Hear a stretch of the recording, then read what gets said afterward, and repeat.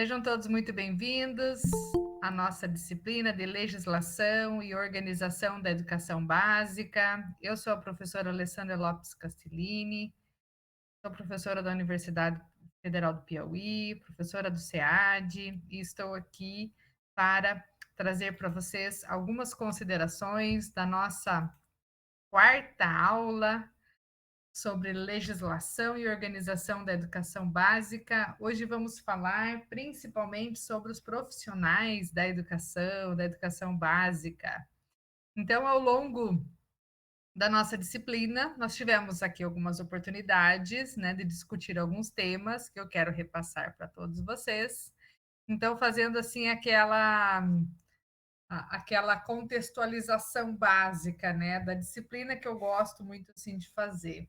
Então, lá na primeira aula, nós tivemos a oportunidade, né, de discutir sobre a organização da disciplina e tratar da unidade 1, que fala sobre a estrutura e o funcionamento da educação básica, bem como fazer alguns encaminhamentos, né, para as próximas aulas e de como deveria ser explorado, né, lá no SIGA-A a respeito da disciplina. A nossa segunda aula de legislação, ela contou, né, com a retomada da aula anterior e com discussões da unidade 2, que é Organização Política, Administrativa e Didática da Educação, bem como os encaminhamentos, atividades e informes. Na nossa terceira aula, fizemos novamente uma retomada e tratamos da unidade 3 da nossa disciplina, que trata do financiamento da educação básica no Brasil, com foco nos recursos públicos. E fizemos os encaminhamentos das atividades e os informes. E para a aula de hoje, nossa quarta aula, além da retomada da aula anterior, vamos discutir os profissionais da educação básica com foco na formação, atuação e valorização do magistério, bem como, ao final desta aula, vamos tratar de alguns encaminhamentos, das atividades, dos informes, né? E também de como vocês devem proceder, visto que logo mais estaremos finalizando esta disciplina. Bem, então vamos recapitular então aqui rapidamente aqui algumas questões, tá? Então, lá na unidade 1, tudo isso aqui está lá no SIGA, está disposto lá, né, para vocês. Eu gosto de fazer essa recapitalização para a gente assim entrar, né, no tema. Então, nós discutimos sobre a relação entre o Estado, a educação e a sociedade, observando, né, como que a gente pode assim perceber as transformações da sociedade contemporânea e compreendendo o direito à educação, o dever de educar, identificando principalmente as influências internacionais na atual proposta de educação. Então, a gente olha para a sociedade e vê esses movimentos de transformação na sociedade e que nos faz compreender as transformações que aparecem para a educação. Na unidade 2, nós discutimos sobre a organização política, administrativa e didática da educação brasileira, bem como a estrutura do sistema de ensino no Brasil. Então, a gente conseguiu ver quais são as etapas, quais são as modalidades, qual é a organização da educação no Brasil. Nós temos a educação básica, que compreende a educação infantil, o ensino fundamental, o ensino médio. Nós pudemos também discutir, né, quais são os níveis, as etapas e as modalidades. Relembrando, níveis, temos dois níveis, a educação básica e o ensino superior, e as etapas, educação infantil, ensino fundamental e ensino médio, no ensino superior, a graduação e a pós-graduação. E as modalidades, né, em diferentes modalidades, para ir de encontro com as especificidades de cada público, né, que vai ser atingido. É o caso da educação especial, educação de jovens e adultos, educação profissional e técnica, educação à distância, educação indígena, educação quilombola, né, e outras modalidades que nós temos e que a gente precisa se apropriar aqui dessas questões. Um outro ponto muito importante é da gente falar também que a educação no Brasil ela tem um viés, né, sobre perspectivas dos direitos humanos, diversidade e inclusão. Por quê? Porque nós temos uma Constituição Federal, lá de 88, que é chamada de Constituição Cidadã. Por quê? Porque ela traz os direitos à educação, os direitos a viver em sociedade, por sermos uma sociedade democrática. Então, toda essa perspectiva é voltada para os direitos humanos, para a inclusão, para a diversidade e para esses temas que nós tratamos. Na unidade 3, ela foi dividida. Então, por quê? Porque a gente tem muita coisa, né, para falar e muita coisa assim para importante assim para a gente pensar, né? Então, eu fiz a divisão para falar primeiramente sobre o financiamento da educação básica, com foco nos recursos públicos destinados na legislação federal. Então, a gente pôde na aula anterior fazer assim reflexões, né, sobre qual é o financiamento que vai para as escolas, sobre a diferença entre o Fundef e o Fundeb, né? Então a gente viu que iniciou com o Fundef e que hoje, né, nós temos o Fundeb. E o que é o Fundef? O Fundeb. Então o Fundef ele é o Fundo de Manutenção e Desenvolvimento do Ensino Fundamental e de Valorização do Magistério, e que a partir de 2007 ele foi modificado para Fundeb, que é o Fundo de Manutenção e Desenvolvimento da Educação Básica. O que aconteceu lá em 2021? Pandemia rolando, aulas suspensas, e começou toda uma discussão do novo Fundeb, porque os valores estavam garantidos até o ano de 2021. Então, eles começaram, né, assim, a pensar, né, o governo começou algumas instâncias a fazer reuniões, a refletir, a pensar, começar a se reunir para pensar em como fazer o novo Fundeb mais abrangente, com novos recursos, com maior participação da União. E um detalhe, um Fundeb permanente em lei. Por quê? Porque essa pegada de a cada 5, 6 anos muda, né? A gente muda o plano e daí, da onde que vai vir esse dinheiro, né? Então é preciso pensar em todas essas questões. Então, o que a gente vai ver? Que essas novidades, né, do novo Fundeb, ele traz mais recursos para os municípios que são mais pobres, ele aumenta o financiamento para a educação infantil. Então, a educação infantil, que antes era deixada de lado, que os municípios nem tinham muito interesse, porque não tinha verba, agora vai ter um valor a mais, né? A questão da oferta de formação técnica, profissional, 70% dos recursos para o pagamento dos profissionais de educação, ou seja, essa nova lei, o que ela diz? Que vai ter que destinar um recurso maior para os professores. Então, com isso, se antes era 60%, agora é 70%. Então, vai ter que pensar nessas questões. Ainda, ele garante, né, uma maior participação da sociedade e ele traz, né, questões que a princípio são mais benéficas, mas que vão depender, né, ainda da questão do estudo, da constante fiscalização da sociedade. Então, imaginem assim vocês, né, que essa lei, essa alteração, né, da lei, agora é a lei número 14.276, foi aprovada lá em 27 de dezembro de 2021, né?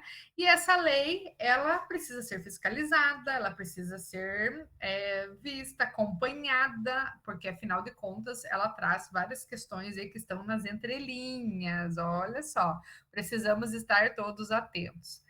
Aí a gente viu também na aula anterior que sem condições não há ensino de qualidade, ou seja, né, nós temos o Fundeb e mesmo assim a gente vê que as condições do ensino elas são muito precárias, né, e que nós precisamos estar de olho, né, nessas questões.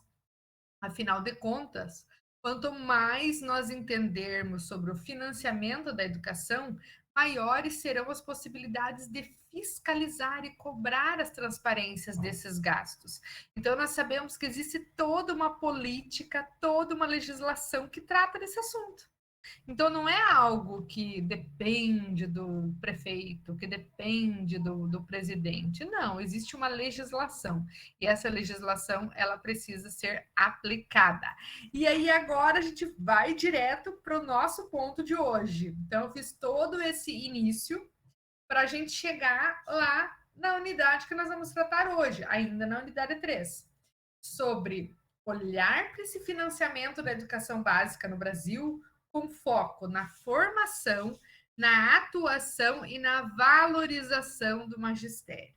Então, olha só, além da gente olhar para o financiamento da escola, da educação, pensar no transporte escolar, pensar no material didático, na compra de livros, como que vai acontecer todas essas coisas, tem aqui um outro ponto fundamental, que é, e os profissionais? E os professores?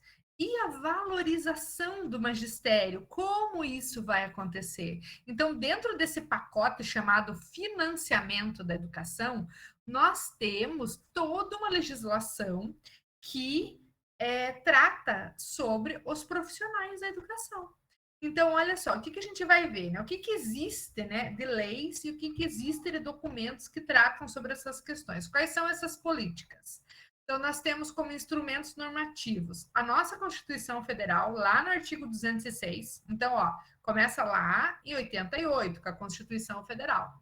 Vem para a LDB, que é a nossa Lei de Diretrizes e Bases, no artigo 61 e 67.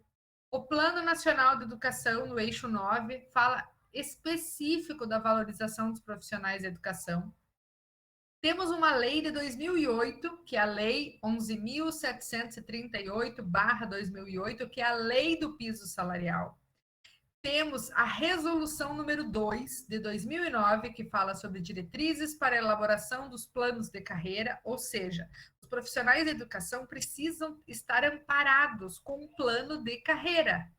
Que plano é esse? É um plano que vai beneficiando esses profissionais à medida dos anos destinados à educação.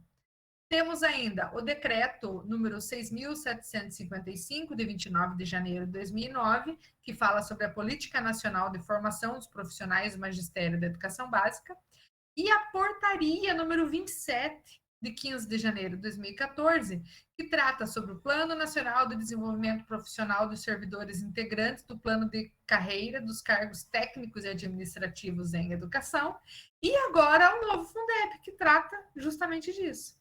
Então, vocês conseguem perceber quantos instrumentos normativos que regulamentam sobre a valorização dos profissionais da educação? Então, não é algo do tipo aleatório, que depende do bom gosto, da boa vontade, se o prefeito for bonzinho ou se tiver Jesus no coração. Nada disso. Existem instrumentos normativos. Desde quando? Desde a Constituição Federal de 88, e que são aplicados na carreira, que tratam dessa valorização. Do mesmo modo que existe instrumentos normativos para a carreira da medicina, para a carreira da engenharia, para a carreira de outros profissionais, né, da enfermagem, dos contadores, de outras carreiras, nós temos para os profissionais da educação.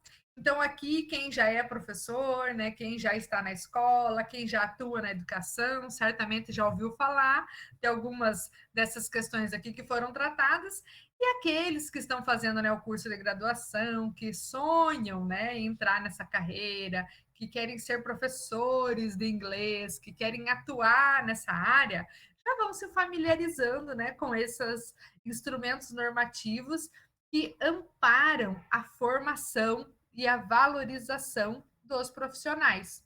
Então, a partir daí, a gente vê assim que existem alguns conceitos. Olha só, é importante a gente pensar em todas essas questões. Então, sobre os profissionais da educação. Quando a gente fala nesse termo, profissionais da educação, quem são os profissionais? Todos os envolvidos nela. Então, os profissionais da educação é a tia da merenda, a tia do lanche, a tia da limpeza, o porteiro da escola, o guardião, a secretária, o supervisor, o coordenador, são os profissionais da educação. Então, quando a gente junta lá, por exemplo, na prefeitura, existe uma pasta chamada educação. Nessa pasta educação, quem que está lá? todos os profissionais da educação, secretários, merendeiras, serventes, guardiões, pessoas que trabalham na escola, bibliotecários, profissionais da educação. Aí nós temos um outro conceito que são os profissionais do magistério. Aí que vem, magistério é quem está habilitado para isso. Quem são? Professores, os que fizeram o curso, que têm a formação. Ai, mas eu amo crianças, eu quero dar aula naquela escola, vou pegar umas aulinhas. Não é assim. No Brasil, diz que para você ser professor é necessário ter a formação adequada. Não adianta gostar de criança, nem amar os pequeninos, não adianta nada disso. É preciso ter formação, tá? E aí, essa formação, como que ela vai ser? A formação desses profissionais, ela passa pela educação infantil, o ensino fundamental, o ensino médio. Então, esses profissionais, eles precisam estar formados para aquela área, seja para a educação infantil, seja para o ensino fundamental, seja para o ensino médio. E existe uma base nacional comum, que nós temos a BNCC, temos a BNC Formação, que essa base é ela que vai ditar qual profissional que vai atuar em qual área e o que precisa para esse profissional ser um professor. Aí que a gente vai ver algumas especificidades, né? Por exemplo, onde vai ser a formação desses professores? Vai ser onde? Então, o que a gente sabe? Que no Brasil existem 5 formatos de possibilidades de formação desses profissionais. Quais são? Nas escolas normais, que vão formar esses professores como normal, no nível médio. Então, antigamente, nós tínhamos as turmas de magistério, normal superior, né? Que formavam esses profissionais, principalmente para a educação infantil, para a educação básica. As universidades, então, as faculdades, centros universitários, né? Que vão oferecer o curso de complementação pedagógica, licenciaturas. Então, as faculdades podem fazer esse trabalho. Terceiro, as instituições de ensino superior. Então, centros universitários, faculdades integradas, faculdades, institutos de educação. Então, eles podem formar professores. Quarto, os institutos superiores de educação, que foram criadas pela LDB. Então, nós temos alguns institutos de educação que foram criados a partir da LDB de 96 para dar formação para os professores. Imaginem vocês que quando foi reformulada, né, e lançada a LDB lá em 96, o que eles descobriram? Que muitos professores eram leigos, ou seja, professores que estavam dando aulas há 20, 30 anos e professores sem formação. Porque antigamente, talvez vocês podem pensar, né, e às vezes até conhecem alguém que começou a dar aulas, que tinha um pouco de estudo, começou a dar aula e ficou dando aula, passou no concurso da prefeitura e tá lá, né? Eram os professores leigos, né, que eles chamavam. Ou então professores que tinham só o ensino médio, professores que tinham estudar até uma certa etapa, né? Então, esses professores precisavam de formação. E a LDB de 96, ela garante essa formação de professores. E um detalhe, o incentivo à formação. Então, hoje nós vemos, por exemplo, que toda a nossa legislação, ela incentiva a formação inicial e continuada dos docentes. Então, quem é professor acha que, ai, graças a Deus, terminei, não preciso estudar mais nada, não quero nem saber de estudar. Está enganado, porque nós temos toda uma legislação que vai incentivar esse profissional para continuar estudando. Afinal de contas, nós sempre temos algo para aprender e para aperfeiçoar. Então, existe toda essa motivação, esse incentivo para a formação. E a quinta possibilidade de formação no Brasil são os Centros Federais de Educação Tecnológica, que é o Cefet, ou Institutos Federais de Educação. Por exemplo, aqui no Piauí, nós temos o IFP, que é o Instituto Federal do Piauí. Lá tem cursos tecnológicos e tem cursos de licenciaturas. e que podem formar profissionais. Então, vocês conseguem compreender que dentro dessas 5 possibilidades podem se formar professores no Brasil? Dessas 5. E você diz assim, mas professora, lá perto de casa, tinha uma casa velha lá abandonada, e eles fizeram, agora lá é uma faculdade, lá eles dão aula para os professores, os finais de semana, você paga lá mensalidade, daí dão aula, e assim, nem precisa ir lá, é tudo, e você sai de lá professor, né? Que legal, né? Fiquem de olho, né? Fiquem de olho. Por quê? Porque às vezes você pode fazer um curso, né, de uma instituição que não é reconhecida, que não é uma faculdade, que não é uma universidade, que não é um Instituto Superior de Educação, que não tem a documentação necessária. E o que, que vai acontecer? Depois que você fizer o curso, que você pagar 40 vezes, é um exemplo, você vai fazer um concurso público e ver que o teu título não serve para nada, teu diploma não serve para nada. Tá? Então, assim, você tem que ter muito critério. As pessoas querem pelo mais fácil, mas não é desse jeito que se faz educação. Existe uma legislação. Você já imaginou um médico fazer um cursinho lá numa casa velha abandonada? E aí ele faz um cursinho e tem um diploma e vai começar a trabalhar no hospital? O que vocês acham? É difícil, né? Eu acho que ele vai chegar lá no hospital, eles vão falar cadê o diploma? O diploma tem que ser reconhecido. Ah, é que eu fiz lá à distância, né? Lá no fundo do quintal da casa. Não é desse jeito. Então, nós temos essas 5 possibilidades, né, de acontecer a formação no Brasil. E aí a gente vê também, quando a gente fala sobre a formação e a valorização dos profissionais do magistério, diz assim, que ela deverá superar paulatinamente cursos de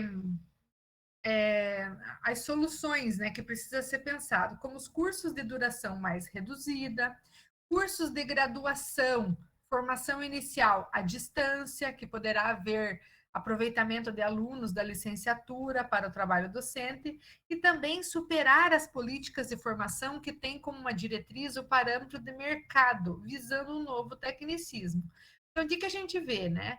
Que a gente precisa ampliar a formação, mas a gente não pode sucatear essa formação. Essa formação precisa ser de qualidade. Podemos reduzir os cursos, que nem antigamente, um curso de pedagogia, por exemplo, eram 5 anos, era um curso integral, 5 anos. Hoje em dia, não. Hoje em dia, nós temos cursos que são 4 anos, parcial, só à noite ou só de manhã. Temos cursos de 2 anos, né? Então, assim, a gente está conseguindo reduzir, tornando possível, né, para que as pessoas façam. Ainda a questão dos cursos à distância, né? Então, hoje nós sabemos que os cursos à distância, eles conseguem atingir um público que muito maior que não teria essas condições de acesso. Então, imaginem vocês que hoje, olha só que coisa bonita, né? Eu tenho alunos aqui que são alunos de Água Branca no Piauí, de São Raimundo Nonato, alunos de Palmeirais, Fronteiras, União, Oeiras, Avelino Lopes, de outras cidades que, se não fosse esse recurso da educação à distância, talvez esses alunos não teriam condições de chegar até a universidade. Então, essa expansão do ensino à distância é para que chegue a um número maior de pessoas. E também nós precisamos superar as políticas de formação que tem que visam, né, esse mercado, né? Então, às vezes, o mercado quer formar profissionais com cursos de curta duração, cursos baratinhos e que vai trazer um novo tecnicismo. Não é isso que nós queremos. Nós queremos cursos de qualidade, não esqueçam, né? Cursos de qualidade. E aí a gente vai ver que nessa política, então existe uma política nacional de formação e valorização dos profissionais do magistério. Alguns itens aí precisam ser reconhecidos, são importantes, né?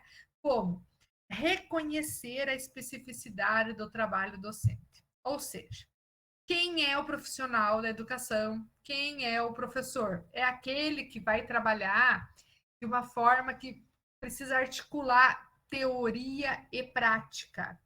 Então, sempre o seu trabalho vai estar nessa articulação. Ele vai ser um profissional que ele tem horas de estudo e tem horas de prática. Então, esse profissional leva trabalho para casa. Esse profissional precisa desenvolver pesquisas, estudos na área. Esse profissional também, ele vai sempre buscar questões como a integração e a interdisciplinaridade curricular. Então, ele vai fazer um trabalho o mais interdisciplinar possível. Ele precisa conhecer esse todo. Ele precisa também favorecer a construção do conhecimento pelos profissionais da educação. Ou seja, ele precisa trabalhar em uma escola, em uma universidade, que vai oportunizar formas de construir o conhecimento, de ampliar. Então, nós temos formação pedagógica, temos semana de estudo, temos cursos, temos possibilidades, encontros pedagógicos, nós vamos ter muitas possibilidades para que esses profissionais possam construir o seu conhecimento. Vamos ver ainda a questão da garantia da consolidação da identidade dos professores. Afinal, nós queremos professores que se dediquem à profissão. Você já imaginou um professor que ele é professor, mas ele é Uber, ele é faxineiro, ele faz bolo e faz docinho e tem que vender picolé nas horas vagas. Como que esse profissional ele precisa consolidar a sua identidade? É por isso que ele tem que ser bem remunerado e ele tem que ter uma dedicação exclusiva, ele precisa ser um profissional que se dedique à sua profissão.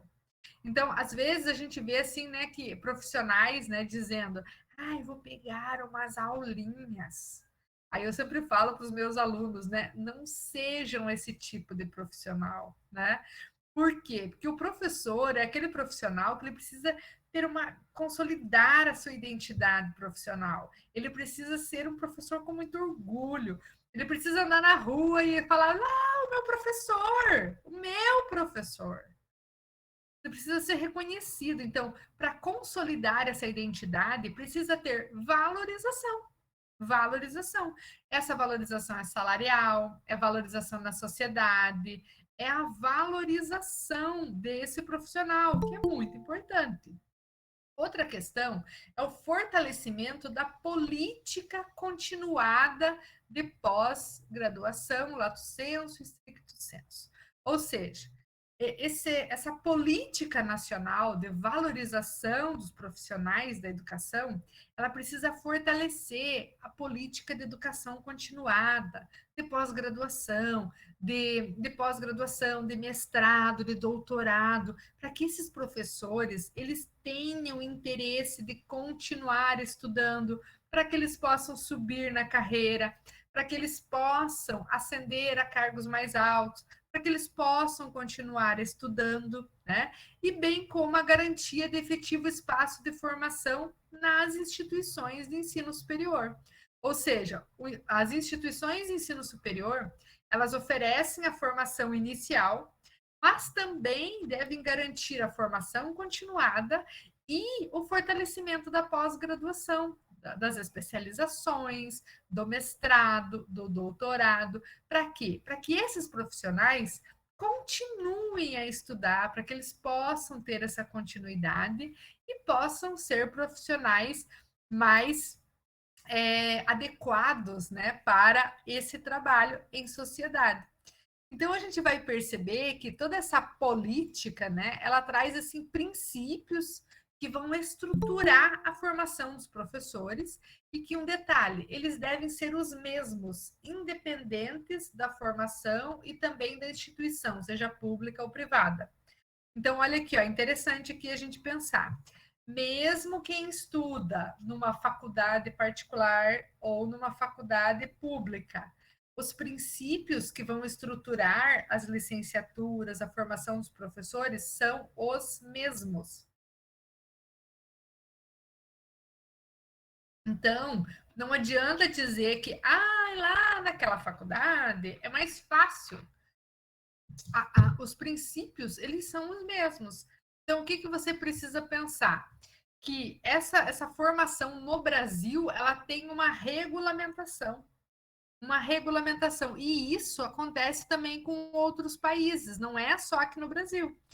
Um exemplo, quando você é professora aqui no Brasil e você vai morar em outro país, vai morar em Portugal, por exemplo, eu já morei lá, então posso dizer disso.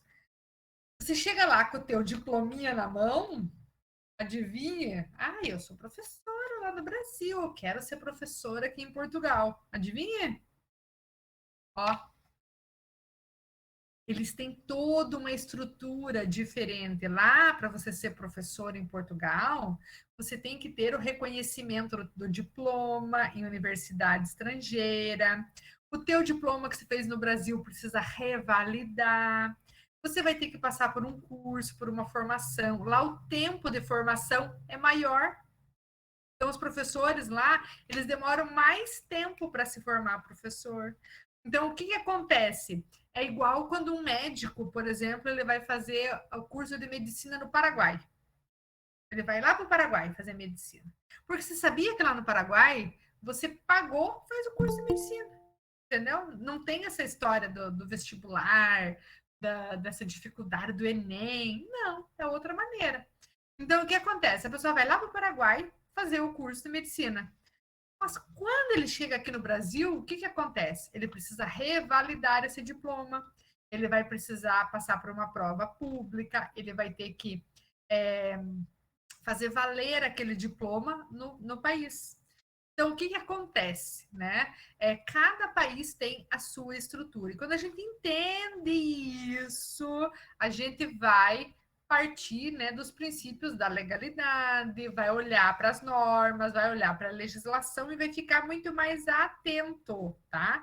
Então, o que a gente vai ver? Né? Quais são as propostas, né, que essas instituições precisam pensar sempre? Ampliar o papel da união na formação docente. Quando a gente fala em união, a gente está falando do quê? Do governo federal.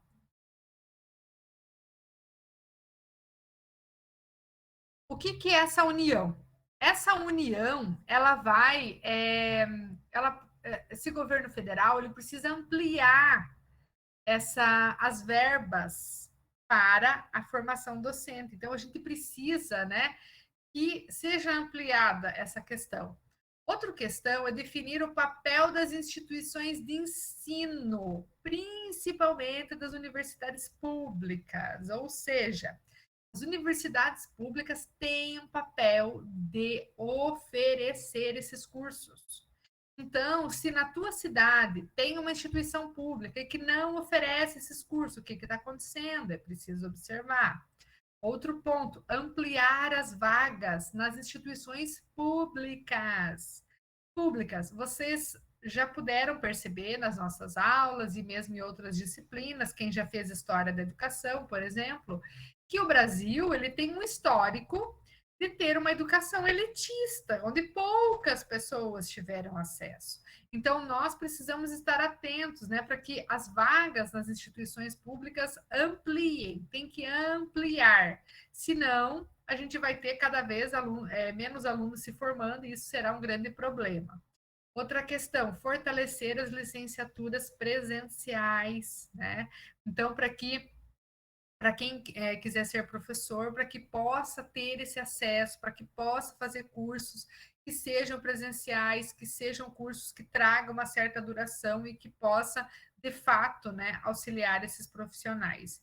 Bem como a extinção do curso normal médio no país, né? Então, nós tivemos um tempo que foi estabelecido o curso normal superior e até o mesmo curso de magistério. Quem tinha magistério já podia ser professor. E esse daí foi um plano desenvolvido para 10 anos, né? Ele foi de 96 a 2006, como uma política de incentivo à formação, mas que deveria ser extinguida. Por quê? Porque de 2006 para cá, só pode ser professor quem tem faculdade, quem tem um curso superior. Então, se antigamente podia, hoje não pode mais. Então, de 2006 para cá, não pode. E ainda a questão de cursos de mestrado, doutorado para profissionais da educação. Então, nós temos, por exemplo, aqui na Universidade Federal do Piauí, nós temos cursos de vagas de mestrado, de doutorado, que são específicas para profissionais da educação. Da mesma forma, temos cursos de especialização, inclusive eu vi que tem uma especialização aí aberta do SEAD, que é para quem? Profissionais da educação básica. Então, vocês imaginam que as universidades precisam oferecer esses cursos e nós precisamos estar de olho para que esses cursos realmente possam chegar a um número maior de profissionais. E aí, o que, que nós queremos? Nós queremos o quê? Afinal de contas, o que, que a gente quer? Nós queremos uma formação inicial com qualidade. Quem que diz isso? A própria LDB, lá no artigo 61. Queremos uma educação de qualidade. O que mais? Uma formação continuada no local de trabalho. Como assim no local de trabalho? Para que os profissionais possam fazer essa formação em serviço. Como assim? Na própria escola. Jornada pedagógica, ações pedagógicas, práticas pedagógicas, semana de estudo na própria escola, para que esses profissionais possam se reunir e possam estudar, possam ouvir palestras, possam participar de momentos formativos no próprio local de trabalho. Olha só que coisa legal, né? Então, quem que diz isso? A LDB e o PNE, lá na meta 15. Né? Então, quando você tem lá a semana pedagógica, que é feita lá no seu município, né? Que é feita na escola que você trabalha, ou então que é feito em outro local, o que, que a gente vai perceber, né? Que existe toda uma disposição, né?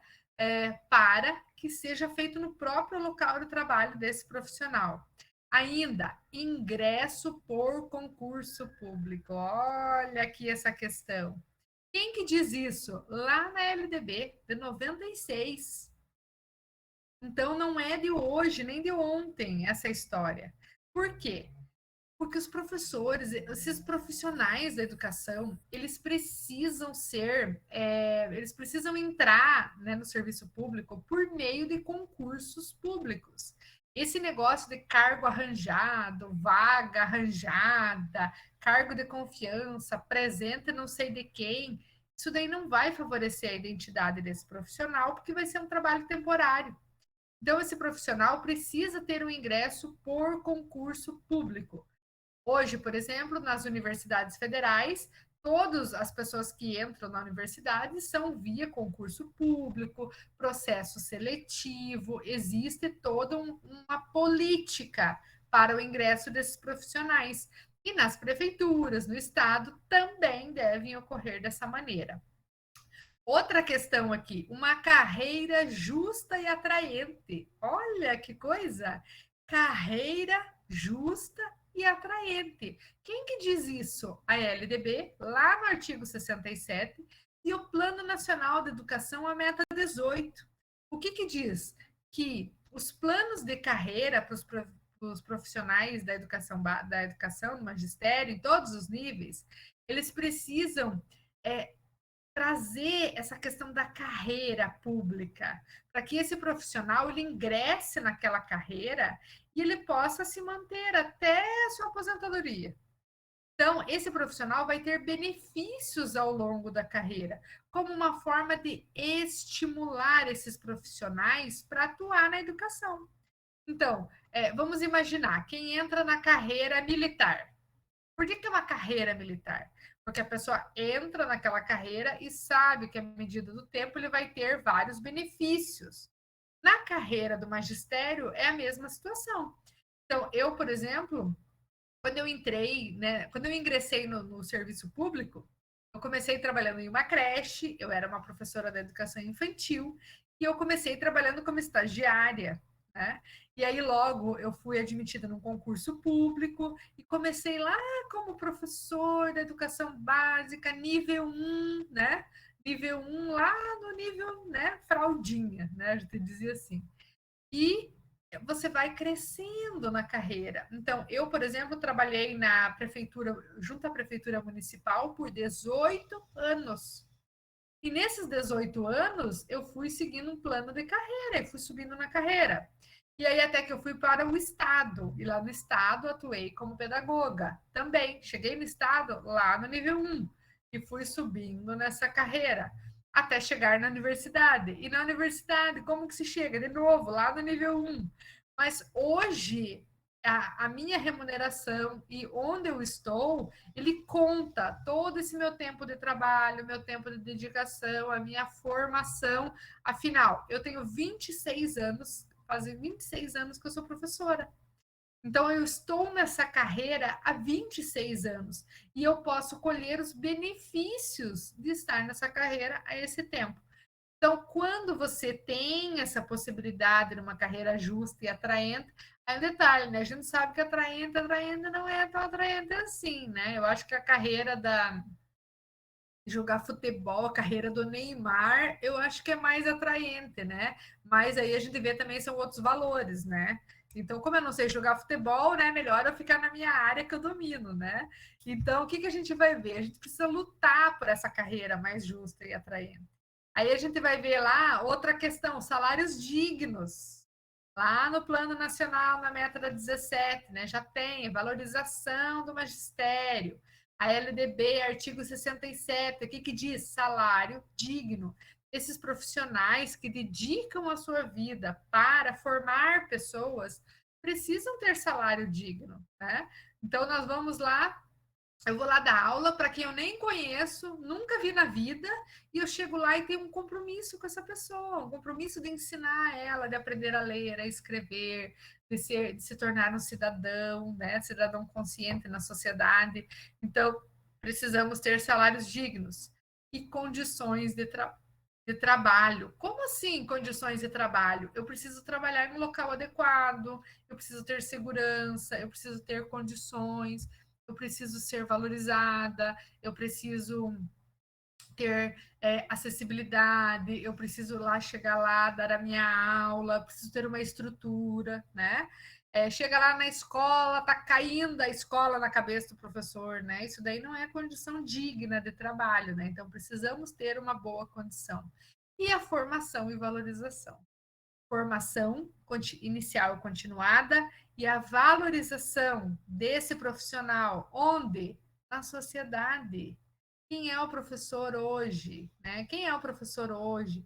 Quem é o profissional, né? Como que a sociedade vê esse profissional? Como que é a sua questão da valorização? Então, todas essas questões precisam ser pensadas. Então, eu trouxe aqui para vocês rapidamente, para quem assim tiver mais interesse, para quem gosta dessa temática, acha interessante, lá na LDB 93, 94, lá, artigo 61 vai falar sobre os profissionais da educação. Então, eu já disponibilizei para vocês lá no SIGA sobre a LDB, dei uma olhada lá, vai falar sobre os trabalhadores, vai falar da formação básica, a questão da teoria e prática no trabalho, que os professores eles precisam ter nível superior em cursos de licenciatura, né? Tudo que traz, né, sobre essas normativas, elas estão lá na LDB. A questão, né, da a União, o Distrito Federal, os estados e municípios deverão promover a formação inicial continuada e a capacitação dos profissionais do magistério. Então, sabe aqueles cursos que os municípios dão, as palestras? Eu, por exemplo, assim, eu tenho, sempre recebo convites, né, para estar em formação pedagógica, semana pedagógica do município, lá não sei aonde, lá não sei o quê, né? E eu vou com o maior agrado, e os prefeitos me chamam, as prefeituras, Secretaria de Educação, e eu vou lá e faço uma formação para os professores lá na escola, lá no ginásio, lá na Secretaria de Educação. Por quê? Porque as prefeituras, o Estado, os municípios precisam capacitar os seus profissionais. Então, eles precisam levar essa formação.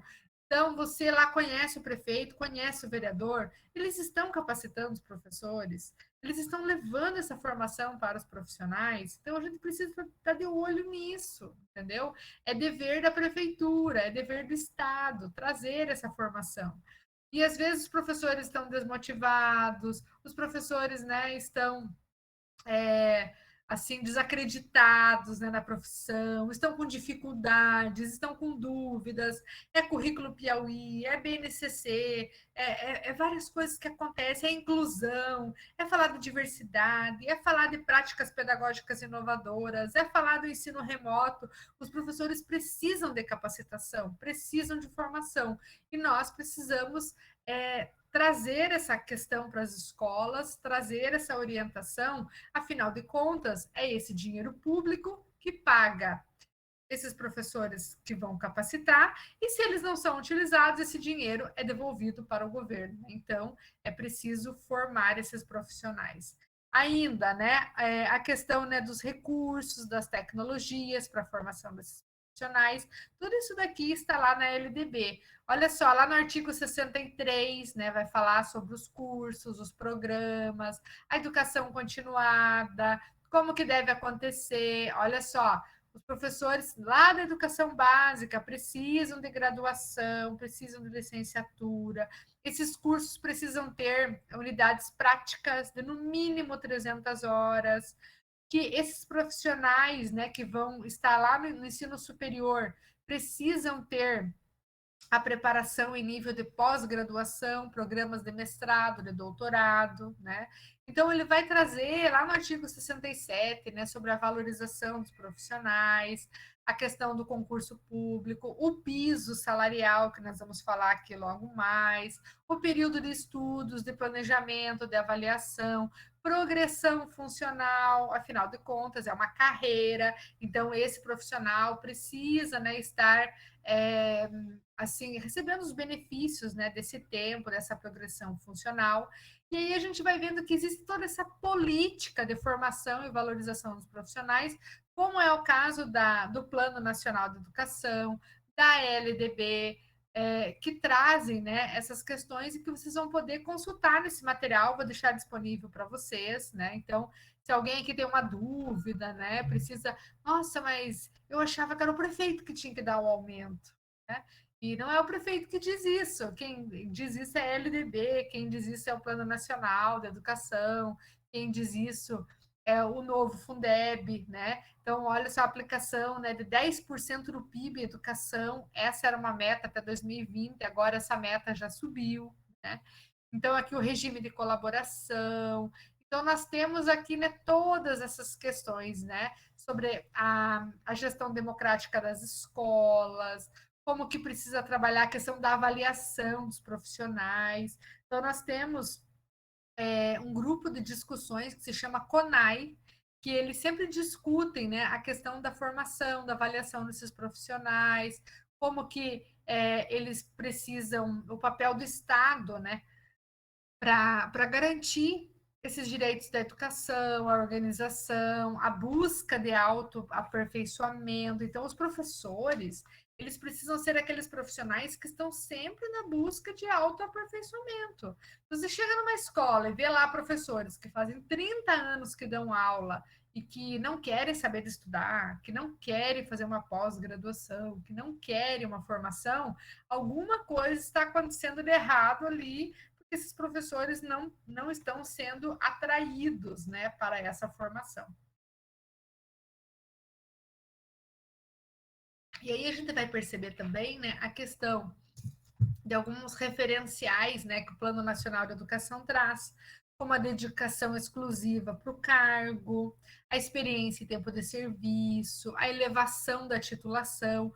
Então, o profissional, se ele tem graduação, ele vai receber um valor. Se ele tem pós-graduação, se ele tem mestrado, se ele tem doutorado. Então, essa elevação da titulação, ela precisa ocorrer, né? E outra questão é pensar, né, então, nessa valorização profissional. Então, só vai ter uma educação de qualidade, né, quando a gente pensar na valorização do educador.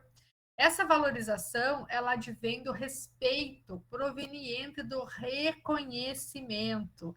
Então, olha só, uma questão muito importante é pensar assim: a nossa sociedade precisa reconhecer esse profissional como um profissional importante, como um profissional essencial, como um profissional que indispensável para a nossa educação. Você já imaginou se não tivesse professor? Você já imaginou se não tivesse formadores? Como que seria, né? Qual seria o peso da ignorância? O que, que vocês acham, né? Acho que o peso da ignorância seria caríssimo, né? Porque você já imaginou as pessoas indo para a escola, indo para a faculdade, lendo livros, estudando textos, fazendo contas, fazendo cálculos, tendo informação. Já tem aí tanta ignorância. Você já imaginou se não tivesse nada disso? Meu Deus, né? Acho que ia ser assim, né? A desigualdade assim iria triplicar. E acredito que aqueles que saberiam ler e escrever estariam num patamar muito acima daqueles que não sabem, né? Então, a gente precisa valorizar, né, esses profissionais que dedicam, né, a sua vida para em prol da educação, né, de qualidade. E aí, nesse conjunto, vocês vão ver lá no texto que eu disponibilizei para vocês, lá no texto 18, da professora Iria Brzezinski, o que, que ela diz? Que existe um conjunto de aspectos que precisa ser levado em conta. E vai dizer o quê? Que esse profissional precisa possuir conhecimentos e saberes. Esse profissional tem que ter estudo, esse profissional precisa estar formado, ele tem que ter uma formação. Porque eu sei que para o governo, se o profissional não tiver muito conhecimento e não souber direito de algumas coisas, pode até ser que seja melhor. Mas esse profissional precisa ter conhecimento, esse profissional precisa possuir habilidades. Ele também precisa ter uma postura ética, ele precisa ter um código de ética do qual ele vai trabalhar. Esse profissional que vai, quando ele vai para a escola, quando ele se forma, ele tem um compromisso ético com a sua profissionalidade. Então, ele vai para a escola, ele vai ensinar as crianças, ele nunca viu na vida, não interessa, ele vai dar aula, ele vai ensinar, ele vai ser um profissional que vai ter um padrão ético.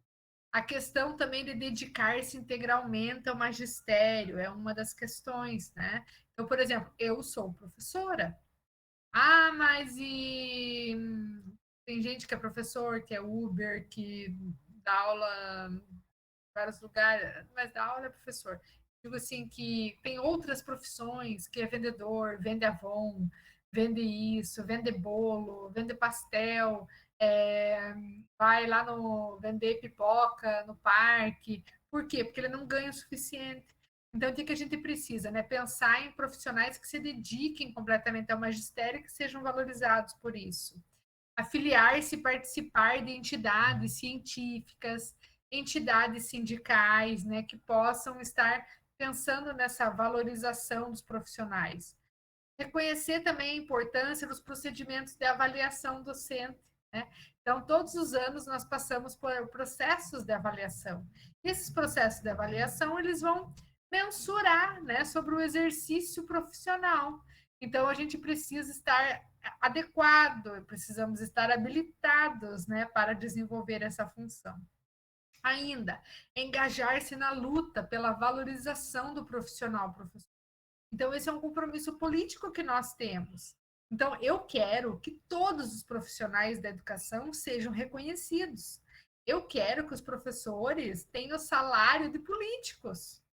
Eu quero que os professores sejam valorizados, tenham o prestígio de um jogador de futebol. Eu quero que os profissionais da educação ganhem iguais os políticos ganham no Brasil. Então, olha só, quando eu penso nessa valorização dos profissionais, é para que esses profissionais se dediquem ainda mais à sua profissão e que façam o seu trabalho com muito zelo, com muita postura, né? E com uma forma bem mais engajada, né? Então, quando a gente fala de todos esses aspectos, né, a gente não pode deixar de falar da formação. Então, não é só salário. Então, professor tem que ganhar um super salário. Não, esse professor também precisa ter formação. Então, essa valorização, ela passa pela formação. E nós temos metas de formação que estão lá no Plano Nacional de Educação. Então, a gente tem metas que esses professores precisam estar formados, eles precisam ter pós-graduação, esses professores podem fazer a formação pela UAB, que é a Universidade Aberta do Brasil, formação de professores para atuarem na educação básica, também cursos de pós-graduação que tenham prioridade nas áreas de docência, de gestão. Então, essa formação precisa ser assegurada. Um exemplo disso, até esse aqui um quadro que eu encontrei sobre formação de professores e os professores formados pelo PAR4. Então, o PAR4 é um programa do governo federal, que é um programa de formação para professores. Aí o que a gente vê, né? Que muitos aqui, esse quadro, ele aparece que o maior número são professores formados no norte do Brasil. Aí nós temos aqui de amarelo no Nordeste, seguido do Centro-Oeste, aqui de azul. Depois nós temos o Sul e, por último, o Sudeste. O que a gente consegue observar aqui a partir deste mapa, né? Que o Parfor, ele teve, né, ele ainda tem uma grande utilidade nessa formação em professores onde? No norte, na região norte do Brasil. Por quê? Porque na região norte é uma região carente de formação de profissionais, seguido da região nordeste. Olha só a região nordeste, quantos profissionais tiveram oportunidade de formação com a rede do Parfor. Aí a gente vê que no Centro-Oeste, por exemplo, foi pouquíssimo. Por quê? Porque é o lugar que detém muitas universidades. Então, esses professores, eles têm muitas oportunidades de formação e não vão depender do Parfor, entendeu? Aí depois a gente vê do Sul, né, que foram poucos também, seguido do Sudeste. Então, o que a gente observa aqui a partir desse gráfico, né? Que programas federais, como é o caso do Parfor, que é um programa de formação de profissionais, de professores, ele dá formação para professores leigos. Ele teve uma grande atuação onde? No norte e nordeste do Brasil. Por quê? Porque são lugares que têm poucas universidades. Então, imagine vocês, por exemplo, que lá no Paraná, nós temos o quê? Parece que são 6 universidades. Tem as estaduais e tem as federais. E aí a gente vê aqui no Piauí, tem uma universidade federal, quer dizer, agora tem duas, né? Tem a UFP e tem a UFDPAR. Então, nós temos duas federais. Tem quantas estaduais? A UESP, que eu conheço. Então, assim, ó, entendam vocês, precisava ter mais universidades, porque quanto mais universidades, mais formação, né? Então, é interessante, assim, a gente olhar, né, esses mapas e dar uma olhada. E quando a gente vê, né, que existe esse plano nacional, então a gente vê que existe, assim, toda um estudo, né, de ofertar vagas por ano, de como que essas vagas precisam aumentar, de como precisa ser pensado, né, toda essa questão da carreira da educação, né? Então essa carreira da educação, ela precisa ser fortalecida para que esses profissionais possam se manter nessa formação. Então existem várias diretrizes, né? Vocês vão poder depois consultar esse documento e vão ver também que existem algumas ações conjuntas, né, que também elas ajudam, né, a pensar a formação dos profissionais, como é o caso da ANFOP, que é a Associação Nacional para a Formação dos Profissionais da Educação, a ANPAI, a ANTED, o SEDES, a Fórum DIR, Andes e outras associações nacionais e fóruns e centros que nos ajudam a pensar, né, essa formação e a valorização dos profissionais. E aí a gente traz aqui, né, uma citação da professora Iris Brzezinski, que ela tem um texto que eu já coloquei lá no Siga lá para vocês, texto 18, que diz lá, o texto é a formação e a carreira dos profissionais da educação, possibilidades e perplexidades.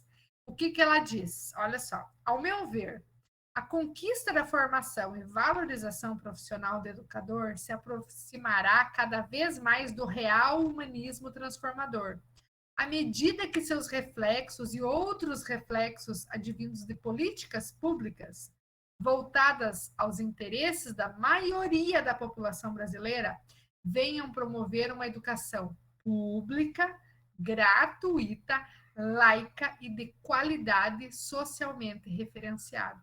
Ou seja, só vamos conquistar a formação, a valorização profissional quando todo o interesse da população brasileira seja em uma educação pública de qualidade, educação gratuita, laica, de qualidade, socialmente referenciada.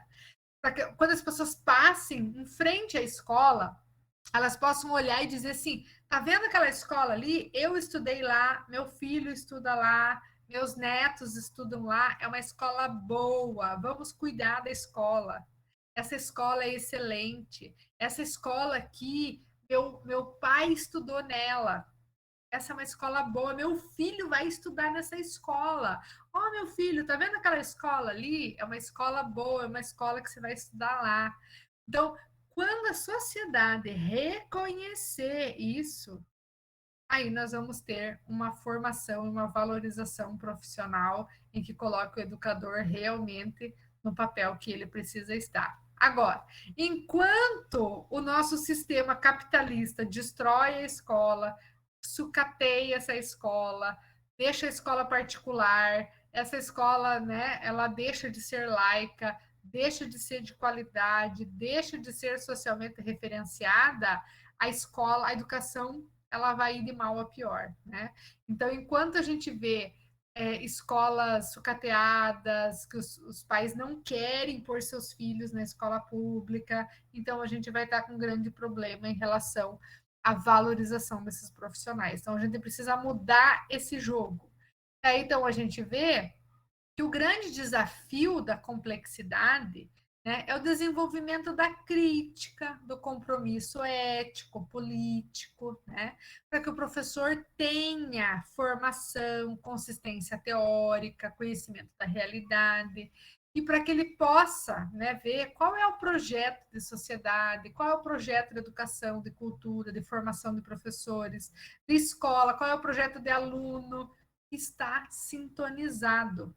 Então, hoje nós percebemos, né, que existe uma desvalorização da educação pública. Aí a gente vê assim, as pessoas dizendo assim: não, eu não quero ir para a escola pública, eu vou pagar para o meu filho ir lá naquela escola particular. Você está valorizando o particular e está abrindo mão do público. Ah, mas o público não presta. Vamos olhar para esse público e tornar ele um ensino de qualidade. Vamos olhar para essa educação pública como algo positivo. Um exemplo para vocês. Vocês sabiam que nos países que têm educação pública, as escolas particulares, por exemplo, são mínimas. Já os lugares onde não tem uma educação pública de qualidade, tem muitas escolas particulares. Aí vocês estão vendo que existe uma balança aí que não está em equilíbrio? O que, que ocorre? Ah, então quer dizer que esses moradores dessa cidade, eles têm muito dinheiro. Por isso, eles pagam as escolas particulares e as públicas estão lá caindo os pedaços. Será que é isso? Ou será que é um sistema, um projeto de sociedade, projeto de educação, um projeto de formação que está sintonizado com interesses de outras pessoas? Será que não é isso?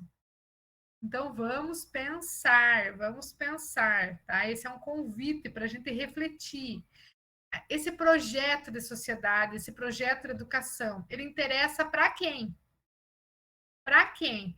Para a sociedade, para a comunidade, para o povo ou para alguns donos de escola que tem por aí? Né? Então precisamos, né, observar. Um exemplo: lá em Portugal, as escolas são públicas. O filho do professor, o filho do médico, o filho do dentista vai para a escola pública, sabia? E as escolas públicas são excelentes. Tem particulares? Tem. Mínimo. Mínimo do mínimo. geralmente escolas religiosas, filantrópicas. Mas todo mundo vai para a escola pública. Sabe por quê? Que ninguém quer pagar a escola. Ninguém paga a escola. Aí você pensa, nossa, mas lá eles podiam pagar, né? Mas lá a educação é pública, gratuita, entendeu? Então, você consegue entender que como que lá, um país que tem muito dinheiro, eles têm educação pública, e daí aqui a maior pobreza, a família não tem dinheiro nem para comprar feijão e tem que juntar o dinheiro para pagar a mensalidade da escola. Estranho, né? Então precisamos refletir aí algumas questões, tá? Aí a gente vai ver que existem vários dilemas, né, na implementação dessas políticas, né? Então, olha só, quais são os dilemas, né, apresentados aqui que são contraditórios. Então, tudo isso que eu gosto muito assim de deixar meus alunos pensativos, deixar os meus alunos pensando, ai meu Deus, aquela professora lá deixa a gente com a cabeça cheia de coisa. E é isso mesmo, é para vocês refletirem, tá? Então, todo esse processo ele é atravessado por processos contraditórios. Por quê? Porque existe uma insistência da sociedade de retirar da universidade o privilégio da formação inicial. Então, veja, eles querem retirar das universidades a formação inicial. Ah, mas se tira das universidades, vai para onde? Vai para as instituições privadas. Por quê? Porque aí vai ser pago, não vai ser público. Ah, mas isso é interesse de quem? De quem é dono das particulares, né? Quem é dono da. Quem está gerindo a educação pública vai querer que o público dê conta disso. Então, vocês entendem que a própria sociedade fica dizendo: ah, a universidade não presta, não precisa, a universidade, isso. Tá, mas se tirar da universidade, quem que vai tomar conta disso? São os institutos privados, particulares, né, que certamente vão ganhar muito dinheiro com isso. Uma outra questão, o descarte pelo poder instituído do MEC, da Constituição do Sistema Nacional de Formação dos Profissionais da Educação. Então, a gente vê, né, que existe todo um problema, né, no Ministério da Educação em relação a esse Sistema Nacional de Formação dos Professores. É tudo muito lento, tudo muito devagar, tudo é muito moroso, tudo é muito burocrático. Por quê? Porque ele não dá tempo, né? Outra questão, a recuperação velada do conceito de certificação de competências. Como assim? Então, eles dizem que o Exame Nacional de Admissão de Docentes vai agora pegar professores com notório saber, né? Então, lá o dentista pode dar aulas, o advogado pode dar aula de matemática, o enfermeiro pode dar aula de saúde, vamos pensar, o comerciante pode pegar umas aulas lá de álgebra, de matemática, de porcentagem, estão entendendo? Então vem a questão do notório saber. Outra questão, né? Os instrumentos de avaliação para autorização dos cursos. Então, um curso, para ele ser autorizado, ele precisa ser avaliado e tem vários critérios. E aí eu vou contar para vocês que existe uma lista desse tamanho de critérios para um curso ser aprovado nas universidades públicas. E nas universidades privadas é assim. Ó, consegue ver? Por que será que acontece isso? Né? Outra questão, a definição do piso salarial nacional. Né? Por que é tão difícil do piso nacional ser instituído? Por que será que as pessoas complicam tanto, né, para fazer esse piso realmente chegar, né? E aí a gente vai falar, e que piso que é esse? O que, que é esse piso, né? O piso é o salário base, é o salário base nas carreiras do magistério público, né? Para jornadas no máximo 40 horas semanais. Esse piso, ele é voltado para o funcionalismo público, né? E ele é base, né, dos principais direitos da categoria do magistério. Vocês sabiam que o piso salarial é apenas para os profissionais públicos? Vocês sabiam que os profissionais das escolas particulares não têm piso? Eles vão pagar o que o dono da escola quiser pagar. Então, esse piso nacional é para a educação pública, né? Então, esse piso é desde 2008, é a Lei 11.738, de 2008. Ele foi assinado pelo então presidente da República, lá em 2008, e ele traz 4 ações que compõem um conjunto de valorização do magistério, que é a formação inicial e continuada, o piso salarial profissional, a jornada integral, com pelo menos 30% de hora atividade, ou seja, uma hora de estudo remunerada para que esse profissional possa estudar, e carreira com progressão constante e compensadora. Então, a gente vai ver que esse piso salarial, ele tem 3 pilares dessa carreira profissional. Quais são os 3 pilares? Salário, formação e jornada. Eu até diria que seria diferente. Formação, salário e jornada. Tá? Então, olha só, não é só, o piso é o salário. Não, é o salário, é a formação e é a jornada de trabalho desse profissional também. Então, por exemplo, essa lei, né, ela instituiu, né, que o piso salarial ele precisa ser pago, né, a todos os professores desde lá 2008. E o que acontece? Por exemplo, o piso desse ano ele teve um reajuste de 33,23% no salário. Ah, mas do que foi esse reajuste? Sabe por quê? Porque no tempo de pandemia não teve esse reajuste. Sabiam disso? Que lá em 2020, 2021 não teve reajuste. Então, 2020 para 2022 restituído o valor de 33,23%. Ah, essa reportagem, os prefeitos, tudo faceiro, né? Que estava dando 33% para os professores. E, na verdade, é um reajuste obrigatório, né? Obrigatório, que foi dado. E qual é o piso? É o valor de R$ 3.845,34 para o professor que trabalha 40 horas semanais. Então, imagine, 40 horas semanais, trabalha o dia todo, de segunda a sexta. Então, qual é o piso? Ele não pode receber menos que R$ 3.845,34. Por quê?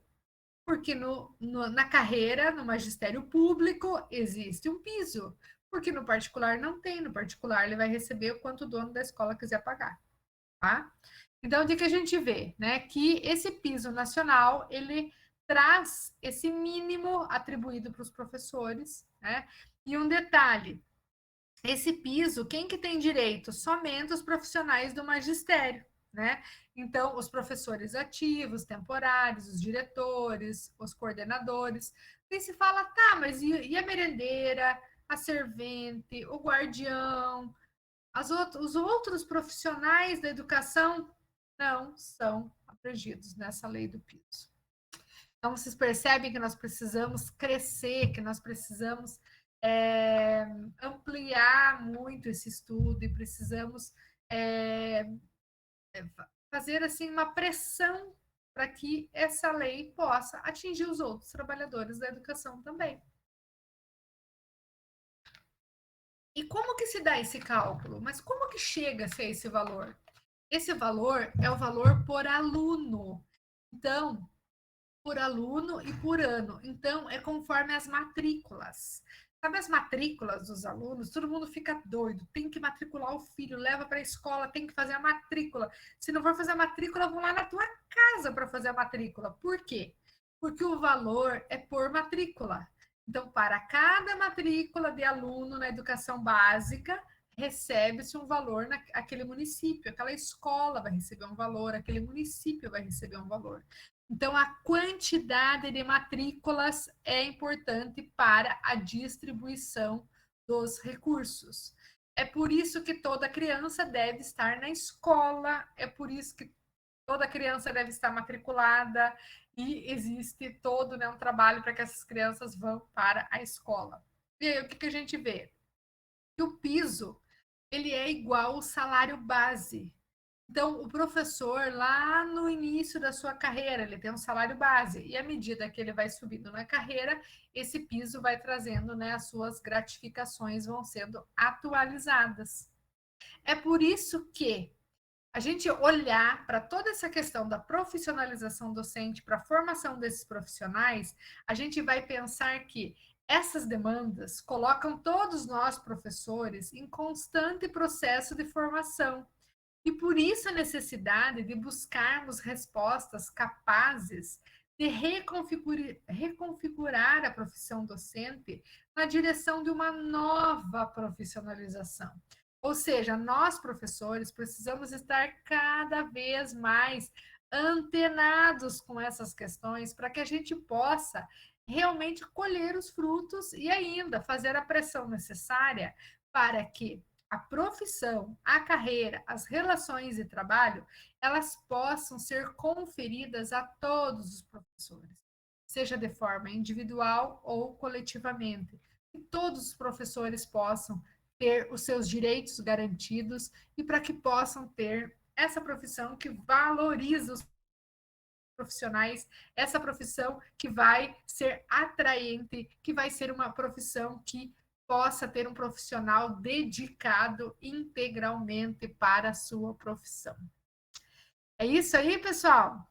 Então, agora eu vou fazer os encaminhamentos. Vamos para a segunda parte da aula, né? Para os nossos encaminhamentos, para a gente pensar um pouquinho dos nossos trabalhos. Então, todo esse material ele está disponível lá no SIGA, na unidade 3. Temos lá os textos, texto 14, 15, 16, 17, que estão todos lá. Vamos trazer sobre a formação, atuação, a lei 11.738, a remuneração docente, como que precisa ser, né? Nós temos lá todas essas atividades e as leituras complementares, que falei para vocês, o trabalho da professora Iria Brzezinski, o texto 18, que fala da origem dos recursos da educação, a LDB e o financiamento da educação nacional, o texto aqui da Almeida, 2004, que vai falar sobre a educação de qualidade. Então, todo esse material está disponível lá para vocês. Temos também aqui, né, sobre as leituras complementares, todas as atividades. Aqui temos também a atividade modelo ENAD, temos as questões, temos os fóruns. Esse daqui eu já apresentei para vocês na aula passada, a atividade modelo ENAD, que vocês precisam fazer, já está disponível. Entra lá, responda a questão, né, e vai no enviar. Fiquem atentos aos prazos. Então, acho que se vocês perceberam, todos os trabalhos até 14 de maio. Então, vão lá, contribuam nos fóruns, enviem as atividades avaliativas, não deixem para a última hora, fiquem atentos a todos os prazos para que vocês possam realmente, né, fazer a disciplina, contemplar as atividades dentro do prazo previsto, tá, pessoal? O que acontece? Tem gente que deixa para a última hora, o cigarro não funciona, tem instabilidades, às vezes falta energia, a internet acaba, chove, não dá para fazer. Então, assim, o meu conselho, vão fazendo as atividades, assistam às aulas, leiam os textos, façam as atividades avaliativas, procurem os seus tutores, contribuam no fórum. Todos os dias estou recebendo mensagens de alunos que estão contribuindo no fórum, que fazem atividades. Então, continuem com as atividades, sempre atento aos prazos, e espero que vocês possam, de fato, né, fazer as atividades ali propostas e ter um excelente rendimento da nossa disciplina. E para finalizar o nosso encontro dessa noite, eu trago aqui uma frase, né, do sacristã, que é o José Gimeno Sacristã, que é um autor que nos ajuda a pensar uma questão muito importante. Eu gostaria muito que vocês pudessem levar esse ensinamento com vocês. Nesta época, cabe-nos pensar e decidir o curso pelo qual desejamos que transcorra a realidade social e a educação. Apesar de tudo, acreditamos que o nosso trabalho ele precisa ter um rumo. Por mais provisório, por mais consensual que seja, Pensemos que a tarefa de educar deve ser dirigida por algumas ideias mestra, plasmadas em projetos compartilhados, assumidos individual e coletivamente. A crise do sistema educativo tem relação com a perda da consciência sobre o seu sentido. A consciência da crise é um estímulo para encontrar novas e renomadas referências. Que nós possamos pensar e agir a nossa realidade, a nossa profissão, com um rumo. Que rumo? O rumo da qualidade. O que precisa ser feito? O que precisa ser feito para que as crianças aprendam? Eu, professora, vou fazer o meu melhor. Eu vou trazer qualidade, eu vou fazer a diferença. Esse é o meu compromisso pessoal, é o meu compromisso social, esse é o meu compromisso com a educação. Que nós possamos ser profissionais de excelência, que a gente possa fazer a diferença onde nós estivermos. E esse é um chamado de consciência, de consciência. E isso ninguém nos rouba. Então, que nós profissionais possamos dar o nosso melhor, para que nós possamos oferecer uma educação que seja valorizada pela sociedade e que possa dar frutos e que a gente possa se orgulhar desses frutos, para que a gente possa sentir-se recompensado, seja financeiramente ou seja recompensado pelas pessoas que cruzam o nosso caminho e que fazem a diferença na nossa vida. É com essa mensagem que eu quero desejar uma boa sorte, uma boa semana, uma boa aula. Esse é o nosso último encontro da disciplina, mas que a gente possa nos encontrar em outros momentos, em outras disciplinas, em outros corredores da UFP, ou até mesmo em outras ocasiões. Foi um prazer estar com todos vocês e até a próxima aula, porque tenho certeza que logo mais nos encontraremos. Será um prazer estar com vocês e que vocês possam levar essa mensagem para a vida de vocês, para que isso possa ser útil na profissão docente. E nos encontramos e prefiro dizer até a próxima aula, pessoal. Um grande beijo no coração.